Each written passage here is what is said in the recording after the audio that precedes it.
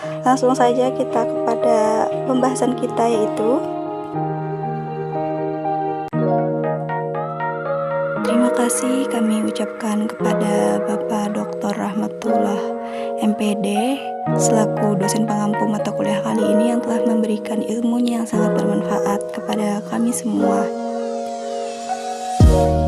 Pembahasan kita kali ini yaitu kita akan memaparkan tentang Bank Pembiayaan Rakyat Syariah yang akan dijelaskan di segmen berikutnya. Halo semuanya, assalamualaikum warahmatullahi wabarakatuh. Kembali lagi sama aku Lala. Di video aku kali ini aku akan memaparkan tentang mata kuliah yang aku ambil saat ini, yaitu layanan lembaga keuangan syariah. Nah, di sini aku akan menjelaskan suatu materi yang berhubungan dengan mata kuliah ini, yaitu Bank Pembiayaan Rakyat Syariah. Nah, kalian sekarang dengan aku sendiri, yaitu Nurlaila Hartini, dan ada lagi rekan aku, Haryanti. Nah, daripada kita berlama-lama lagi, kita langsung aja ke video yang aku akan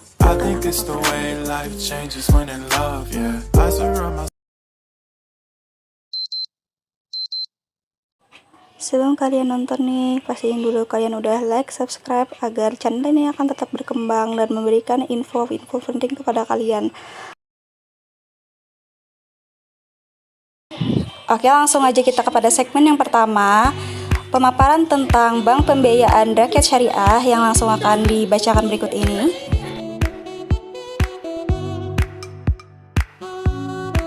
Itu Bank Pembiayaan Rakyat Syariah ini, atau biasanya itu disebut juga dengan Bank Perkreditan Rakyat Syariah, disingkat dengan BPRS. Nah, jadi Bank Pembiayaan Rakyat Syariah atau BPRS ini sedikit terdengar asing di masyarakat, atau sebagian dari kalian baru aja dengar.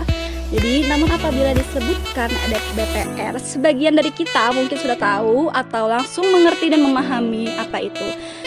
Dan berikutnya aku akan menjelaskan tentang pengertian BPRS ini dan BPR menurut OJK. Yang pertama aku akan menjelaskan Bank Perkreditan Rakyat atau kita sebut BPR. Ini adalah bank yang melaksanakan kegiatan usaha secara konvensional atau berdasarkan prinsip yang ada. Nah, dalam kegiatannya tidak memberikan jasa lalu lintas pembayaran seperti yang aku jelaskan tadi, di mana kegiatan BPR ini ruang lingkupnya jauh lebih kecil dibandingkan dengan kegiatan bank biasanya atau bank umum, bank konvensional, karena BPR ini dilarang menerima simpanan giro, kegiatan falas, pengasuransian. Sedangkan yang kita bahas di sini yaitu Bank Perkreditan Rakyat Syariah ini adalah bank yang melaksanakan kegiatan usaha berdasarkan prinsip syariah, dalam kegiatannya tidak memberikan jasa lalu lintas pembayaran seperti BPR tadi. Akan tetapi di sini berdasar BPRS ini bukan secara syariat Islam ya. Jadi ini pertamanya itu kayak sistem bagi hasil aja gitu. Namun setelah perubahannya, BPRS ini diatur dalam Undang-Undang Nomor 10 Tahun 1998. Untuk kegiatannya sendiri, BPRS melakukan kegiatan usaha berdasarkan prinsip syariah atau prinsip syariat Islam. Diatur menurut keputusan Bank Indonesia Nomor 32 Tahun 1999, tanggal 12 Mei 1999 tentang Bank Perkreditan Rakyat berdasarkan prinsip syariah. Nah, jadi ini benar-benar dilakukan berdasarkan prinsip syariat Islam ini ketika sudah perubahan undang-undangnya BPRS tadi yang dalam Undang-Undang Nomor 10 Tahun 1998 untuk mengatur kegiatan BPRS ini ya. Dalam syariat, sesuai syariat Islam. Nah, jadi selanjutnya aku akan menjelaskan tentang persyaratan pendirian BPRS. Nah, jadi terdapat beberapa persyaratan untuk pendirian sebuah BPRS yang diatur pemerintah, yaitu berikut diantaranya adalah: pertama, pendiri ini merupakan warga negara Indonesia, dapat berupa badan hukum Indonesia atau pemerintah daerah. Nah, jadi itu nggak bisa untuk warga negara asing untuk membuat atau mendirikan BPRS ini harus real warga negara Indonesia yang harus berupa badan hukum. Kesimpulannya itu yaitu harus warga negara Indonesia yang mendirikan BPRS ini persyaratannya. Yang kedua yaitu modal dananya itu minimal dibutuhkan yaitu. Nah, jadi modal dananya itu dibutuhkan, yang pertama modal dananya itu diperlukan dalam zona 1 nih. Aku jelaskan. Dalam zona 1 BPRS didirikan dengan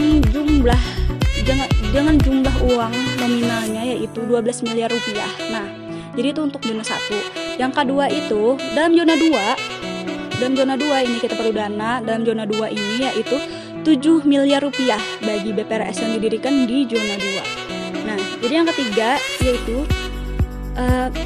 atau zona 3, dana yang kita perlukan untuk mendirikan BPRS dan zona ketiga ini adalah 5 miliar rupiah bagi BPRS zona ketiga. Dan dana yang terakhir yaitu untuk BPRS yang didirikan dalam zona keempat, yaitu sebesar 3 miliar 500 juta rupiah. Nah, jadi yang zona keempat ini adalah kita tuh perlu uang itu 3 miliar 500 juta rupiah untuk BPRS zona 4. Nah, jadi persyaratan yang selanjutnya itu persyaratan pemegang saham pendiri, yaitu pertama, tidak termasuk dalam orang yang cacat hukum. Yang kedua, lulus fit proper test yang dilaksanakan oleh Bank Indonesia. Yang ketiga, memiliki sumber dana berdasarkan dari pinjaman ataupun memiliki sumber dana yang bukan berdasarkan dari pinjaman ataupun sumber yang diharamkan. Nah, jadi ini kita nggak boleh ya pakai dana pinjaman ya, nanti juga akan susah juga ini. Yang keempat, persyaratannya itu anggota direksi minimal berjumlah 2 orang. Yang kelima, anggota komisaris minimal berjumlah 2 orang. Lanjut lagi, anggota komisarisnya berjumlah 2 orang. Yang keenam yaitu anggota DPS-nya berjumlah 2 orang dan maksimalnya 3 orang. Yang terakhir, izin yang dikeluarkan oleh Bank Indonesia berupa izin usaha persetujuan prinsipnya. Nah, yang akan aku jelaskan selanjutnya yaitu kegiatan usaha BPRS. Seperti lembaga keuangan lainnya, BPRS juga melakukan kegiatan yang berkaitan dengan penghimpunan dana, menyalurkan kredit. Hal ini tercantum dalam Undang-Undang Perbankan Nomor 10 Tahun 1998. Namun, seperti Bank Umum Syariah ataupun unit usaha syariah, pada beberapa kegiatan yang dilarang dilakukan BPRS, yaitu kegiatan BPRS yang diperbolehkan di sini adalah, nah, jadi di sini tadi dijelaskan tentang kegiatan BPRS yang diperbolehkan adalah menghimpun dana dari masyarakat dan bentuk simpanan berupa deposito, berjangka, tabungan atau bentuk lainnya dengan yang dipersamakan dengan itu. Nah, jadi menghimpun yang pertama ini kegiatan BPRS yang diperbolehkan yaitu menghimpun dana dari masyarakat dalam bentuk simpanan berupa deposit, berjangka, tabungan atau bentuk lainnya dipersamakan dengan itu. Nah, yang kedua adalah memberikan kredit yang diperbolehkan ya ini ya. Yang ketiga, menyediakan pembiayaan dan penempatan dana berdasarkan prinsip syariah sesuai dengan ketentuan yang ditetapkan oleh Bank Indonesia. Dan terakhir yang diperbolehkan ini kegiatannya yaitu menempatkan dana dalam bentuk sertifikat Indonesia deposito, berjangka, sertifikat deposito atau tabungan pada bank lainnya. Nah, jadi itu adalah kegiatan yang diperbolehkan dalam BPRS ini sudah aku jelaskan. Nah, selanjutnya aku akan menjelaskan tentang kegiatan BPRS yang dilarang. 1. Menerima dalam bentuk giro, ikut serta dalam lalu lintas pembayaran. Nah, ini kan bukan ruang lingkup BPR atau BPRS ini ya. Yang kedua, yang tidak dibolehkan ini adalah melakukan kegiatan usaha dalam bentuk valuta asing. Yang ketiga, melakukan penyertaan modal. Yang keempat, melakukan usaha pengasuransian. Yang kelima, melakukan usaha lain di luar kegiatan usaha sebagaimana disebutkan dalam kegiatan usaha yang boleh dilakukan BPRS. Nah, jadi yang sudah dicantumkan tadi tidak boleh lagi dilakukan. Sudah dicantumkan ini tidak boleh dilakukan ya. Selain yang sudah dicantumkan kegiatan yang diperbolehkan. Jadi selain dari itu salah dan tidak boleh dilakukan. Dan pastinya kalau kita lakukan akan dikenai sanksi. Dan itu saja sih tentang penjelasan bagaimana sih BPRS itu. Selanjutnya, apa sih itu perbedaan bank umum syariah dan bank pembiayaan syariah? Nah, jadi bank umum sama bank pembiayaan rakyat syariah atau biasanya kita singkat BPRS itu memiliki sejumlah perbedaan pokok. Pada dasarnya, entitas melakukan penghimpunan dana masyarakat dalam bentuk pembiayaan satu dengan yang lainnya melaksanakan fungsi intermediasi keuangan. Terdapat jumlah perbedaan antara bank umum dan BPRS. Nah, jadi di sini ada bank pembiayaan rakyat syariah atau disingkat dengan BPRS. Jadi konsepnya ini adalah kehadiran perbankan ini berfungsi melayani masyarakat di daerah pedesaan ataupun pinggiran yang biasa dikenal dengan rural banking. Nah, di sini di Indonesia ini ya, rural banking ini diakomodasikan dan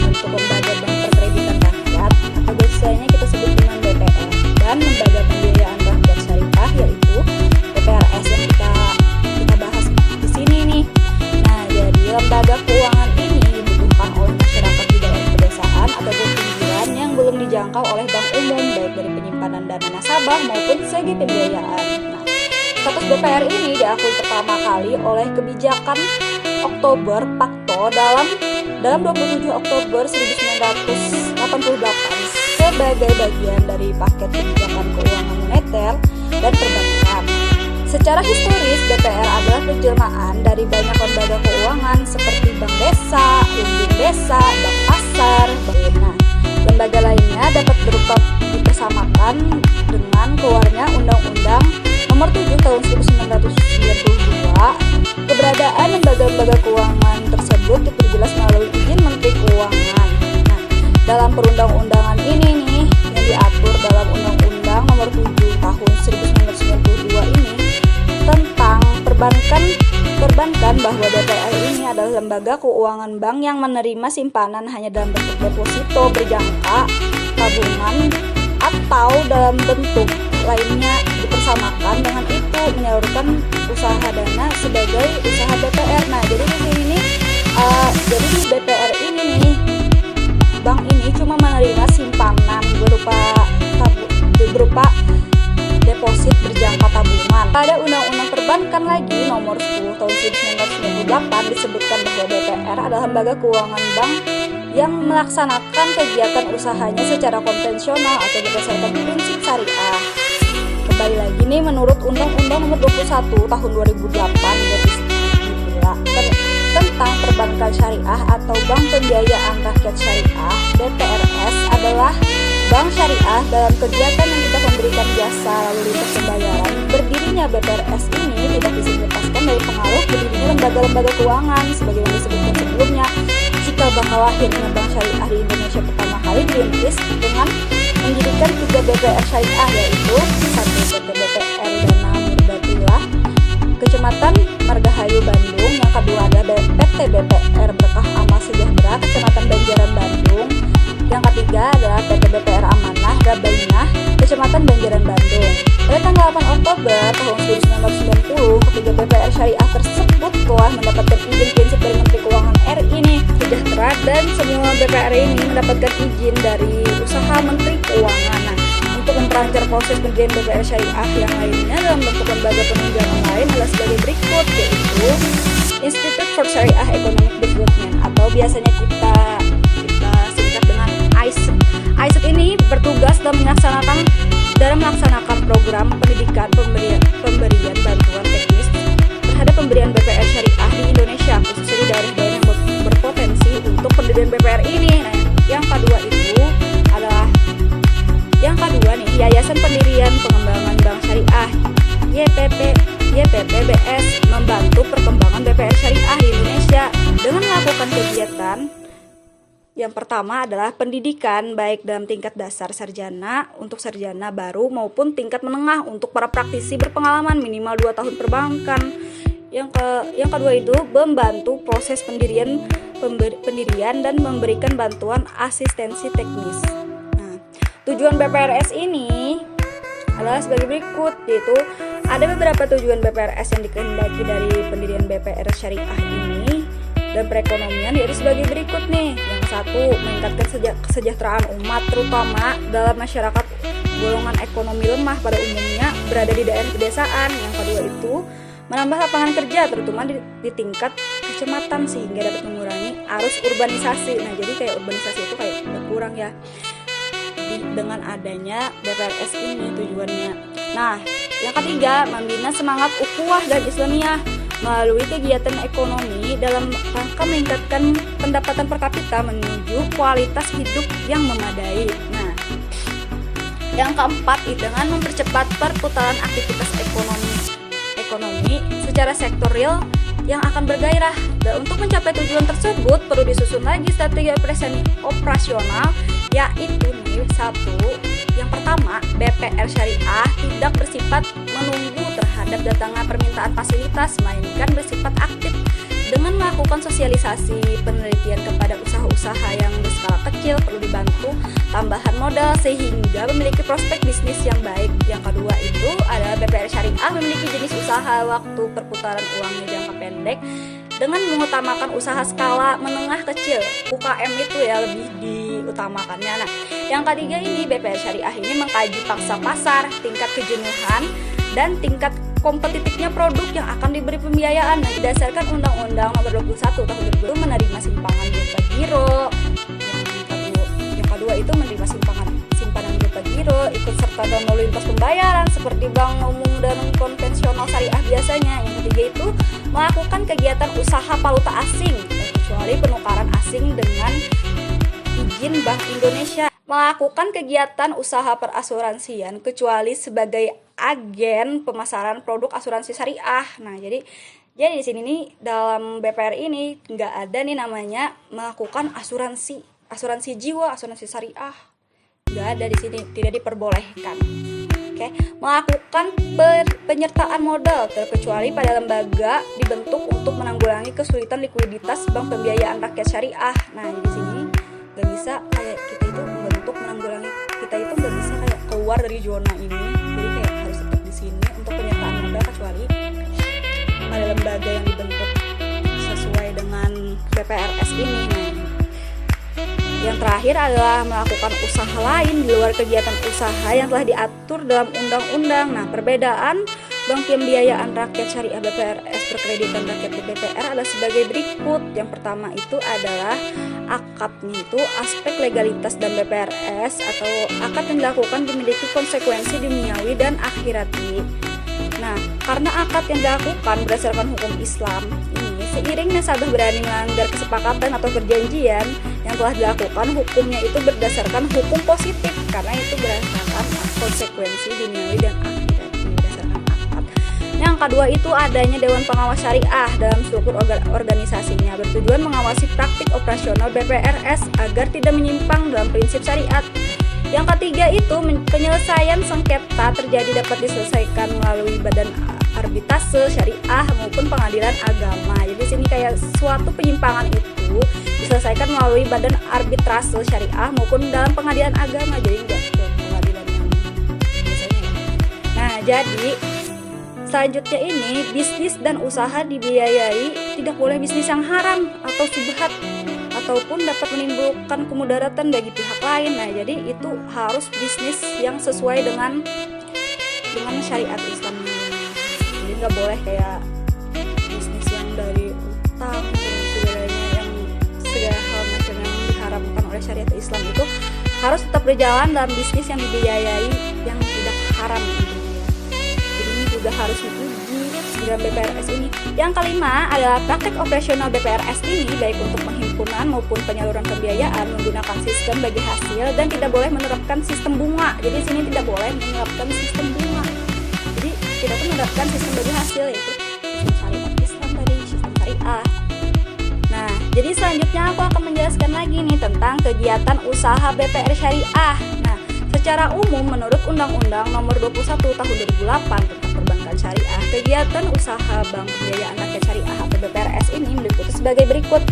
Kegiatan menghimpun dana masyarakat. Penghimpunan dana tersebut dalam bentuk yang pertama adalah simpanan berupa tabungan atau dipersamakan dengan itu berdasarkan akad wadiah atau akad yang lain tidak bertentangan dengan prinsip syariah. Nah, yang kedua ada investasi berupa deposito, tabungan atau bentuk lainnya dipersamakan dengan itu berdasarkan akad mudharabah atau akad lainnya yang tidak bertentangan dengan prinsip syariah. Jadi semuanya itu kita memegang dengan prinsip syariat Islam atau prinsip syariahnya. Nah, kegiatan penyaluran dana kepada masyarakat, penyaluran dana tersebut dalam bentuk yang pertama itu pembiayaan dalam prinsip bagi hasil berdasarkan akad mudharabah maupun musyarakah. Nah, yang kedua itu ada pembiayaan untuk transaksi jual beli berdasarkan akad murabahah dalam salam atau satu istiqmah. Nah, yang ketiga pinjaman berdasarkan akad hak. Yang keempat itu ada pembiayaan penyewaan barang bergerak atau tidak bergerak kepada nasabah berdasarkan akad ijarah atau sewa beli dalam bentuk ijarah mutahiyah bin tamlik. Yang terakhir itu pengambilan utang berdasarkan akad hawalah. Nah, jadi semuanya ini menempatkan dana pada bank syariah lain dalam bentuk titipan berdasarkan akad wadihah. Nah, atau investasi berdasarkan akad mudharabah dan atau akad lainnya yang tidak bertentangan dengan prinsip syariah. Jadi semuanya itu kita harus memegang prinsip syariah Islam tadi, ya boleh melenceng dari situ. Nah, memindahkan uang baik dalam bentuk kepentingan sendiri maupun untuk kepentingan nasabah melalui rekening bank pembiayaan rakyat syariah yang ada di bank umum syariah atau bank umum konvensional dari unit usaha syariah, menyediakan produk atau menggunakan kegiatan usaha bank syariah lainnya sesuai dengan prinsip syariah berdasarkan persetujuan Bank Indonesia. Nah, jadi itu semua ada contoh. Nah, yang selanjutnya nih, pendiri BPR Syariah, syarat pendiriannya yaitu pendirian BPR Syariah ini harus mengacu kepada bentuk hukum BPR Syariah yang telah ditentukan dalam Undang-Undang Perbankan. Bagaimana dalam Undang-Undang Perbankan Syariah Nomor 21 Tahun 2008, Pasal 7, bentuk badan hukum suatu bank syariah itu berbentuk pada bank umum. Unit badan hukum suatu bank syariah bank berbentuk bank umum. Nah, jadi bank syariah tapi itu juga berbentuk bank umum. Jadi kita sebagai masyarakat itu biasanya sudah biasa nih kayak bank umum. Kita nggak boleh kayak menyalahi aturannya, cuman kayak bentuknya itu tetap aja kayak sistem bagi hasil, sistem syariat Islam, cuman kayak bentuknya lihat atas banknya itu dan segalanya itu juga secara umum itu seperti bank umum lainnya. Seperti sini bisa dimengerti. Dan bentuk badan hukum suatu bank syariah baik bentuk bank umum, unit badan hukum sesuatu bank syariah, bank berbentuk bank umum, unit usaha maupun BPRS itu perseroan terbatas. Adapun syarat-syarat pendirian BPR syariah yaitu sebagai berikut.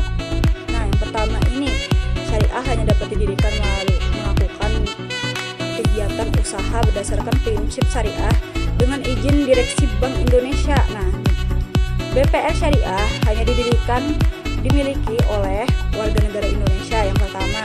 Yang kedua, Badan Hukum Indonesia, seluruh kepemilikan oleh warga negara Indonesia. Nah, yang ketiga itu pemerintah daerah. Nah, dua pihak atau lebih sebagainya dimaksudkan di atas. Pemberian izin didirikan BPR syariah dilakukan dalam dua tahap, yaitu yang pertama persetujuan prinsip yaitu persetujuan untuk melakukan persiapan pendirian BPR syariah. Yang kedua, izin usahanya. Jadi izin legalitas itu harus ada, yaitu izin yang diberikan untuk melakukan kegiatan usaha BPR syariah.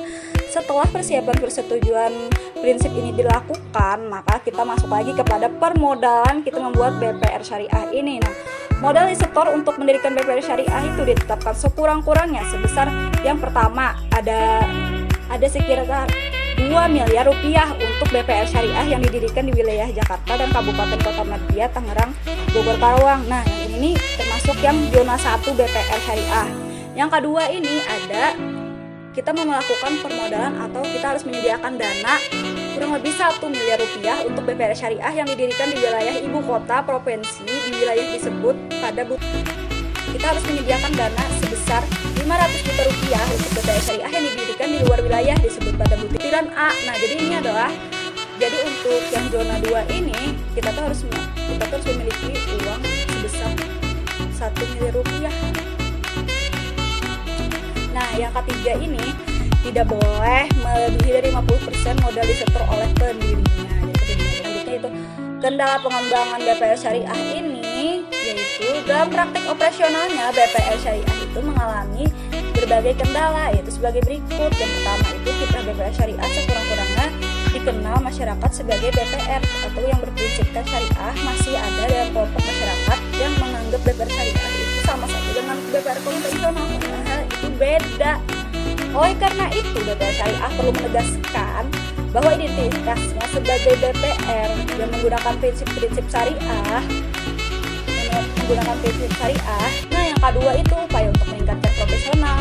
Seiring terhalang rendahnya sumber daya manusia yang dimiliki BPR syariah, sehingga proses BPR syariah ini dalam melakukan aktivitasnya daya manusia yang dimiliki oleh BPR syariah, sehingga proses BPR syariah ini melakukan aktivitas cenderung lambat dalam respon terhadap permasalahan ekonomi rendah. Oleh karena itu, upaya untuk meningkatkan SDM itu perlu diarahkan ke semua posisi, baik dalam posisi pemegang kebijakan maupun berposisi lapangan. Nah, jadi semuanya itu harus memiliki trainingnya sendiri. Nah, yang ketiga, kurang adanya koordinasi antara BPR syariah, demikian juga dengan bank syariah dan BMT sebagai lembaga keuangan yang mempunyai tujuan syiar Islam, tentunya memiliki langkah koordinasi dalam rangka mendapatkan strategi yang dipadu dengan melakukan kegiatan mengangkat ekonomi masyarakat. Oleh karena itu dibutuhkan framework yang biasa dijadikan oleh acuan di antara lembaga keuangan di tingkat kabupaten, kecamatan, desa, maupun yang lainnya untuk melangsungkan aktivitas tanpa menyampaikan keadaan lembaga keuangan yang lain. Jadi ada sebagai lembaga keuangan memiliki konsep Islam, tentunya juga bertanggung jawab terhadap nilai-nilai keislaman masyarakat yang ada di sekitar BPR Syariah atau aktivitas BPR Syariah di bidang keuangan seiring tidak mengalokasinya waktu untuk melakukan aktivitas berhubung pengembangan BPR Syariah di Indonesia dapat disebabkan oleh hal berikut. Yang pertama adalah ekspektasi yang dilakukan oleh bank umum baik bank syariah maupun konvensional diarahkan ke pinggiran maupun selama ini menjadi target pasar BPR. Seharusnya kayak bank umum itu kayak tetap aja di pusat kota, dan yang lainnya itu kayak BPR Syariah itu ya mengembangkan kayak masyarakat yang menengah ke bawah. Nah, jadi akan tetapi nih pada kenyataannya kayak bank umum maupun bank konvensional biasa atau bank umum syariah itu biasanya tuh kayak mengambil ranah semuanya. Jadi seharusnya itu ranah BPR juga diambilnya nih. Jadi sehingga itu juga kendala yang termasuk ada pada BPR. Nah, hal ini mengakibatkan banyaknya masyarakat beralih dari BPR Syariah kepada bank umum, baik dari syariah maupun bank konvensional. Nah, karena yang ranahnya tadi diambil, ranah BPR syariah tadi diambil oleh bank umum maupun bank konvensional. Nah, jadi akhirnya itu kayak siapa lagi yang mau dibantu BPR ini? Itu bisa gulung tikar usaha ini.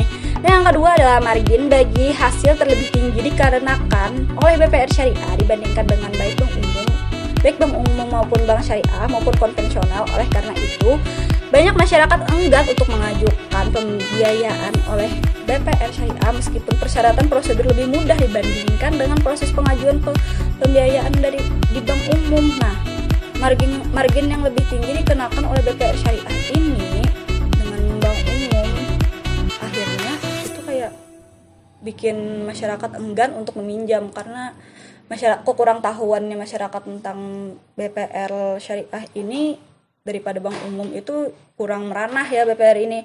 Akhirnya kayak mengakibatkan masyarakat itu enggan untuk meminjam dana kecuali kepada bank umum ataupun bank konvensional biasanya. Nah, selanjutnya aku akan menjelaskan tentang strategi pengembangan BPR Syariah. Nah, jadi yang pertama itu adalah langkah untuk keberadaan BPR Syariah bukan hanya untuk produknya tetapi untuk sistem yang digunakan perlu diperhatikan. Nah, jadi kayak semuanya itu kayak harus mengikuti. Apabila kita tidak mengikuti tren, akhirnya kita sendiri yang tertinggal dan rugi. Nah, upaya ini dapat dilakukan melalui BPR Syariah dengan menggunakan strategi pemasaran yang halal. Hal lain yang dapat ditempuh adalah perlunya kerjasama BPR Syariah dengan lembaga pendidikan atau non-pendidikan yang memiliki relevansi dengan visi misi BPR Syariah untuk mengalokasikan keberadaan BPR Syariah. Nah, jadi komunikasi antara berbagai kalangan masyarakat itu penting, apalagi di dalam bidang pendidikan. Nah, yang kedua, usaha-usaha untuk meningkatkan kualitas SDM dapat dilakukan melalui pelatihan-pelatihan mengenai lembaga keuangan syariah dan lingkungan yang mempengaruhi itu, meningkatkan kesadaran akan peran Islam di bidang ekonomi. Demikian juga pola yang dapat membantu BPR Syariah dalam mengetahui gejala ekonomi sosial di masyarakat. Hal ini akan menjadikan kebijakan BPR Syariah di bidang keuangan masyarakat lebih sesuai dengan kondisi masyarakat. Dan sekian, terima kasih. Mohon maaf kalau ada salah kata ataupun kesalahan lainnya. Wabillahi taufiq wal hidayah. Wassalamualaikum warahmatullahi wabarakatuh. Oke, thank you so much. Di video kali ini mohon maaf banget kalau sangat banyak kesalahan yang ada karena aku juga masih pemula. Semoga bisa terus lebih bisa lagi ngeditnya dan lain-lain. Ikut ini langsung aja yuk. I think it's the way life changes when in love.